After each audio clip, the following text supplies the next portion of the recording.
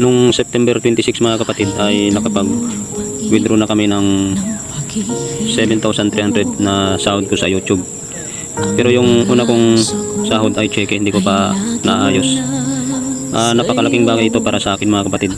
Kaya yung mga content creator na kagaya ko na maliliit ay huwag kayong magsawa sa paggawa ng content. Ang payo ko lang sa paggawa ng inyong content ay kailangan malinaw at kailangan may natututunan yung mga tao.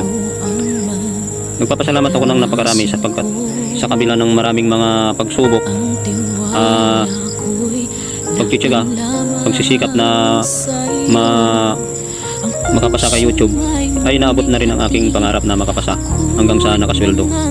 Sa katunayan ay katatanggap ko pa lang ng sweldo ko sa YouTube noong 26. Ngayon ay meron na naman akong konting naipon. Kaya sa mga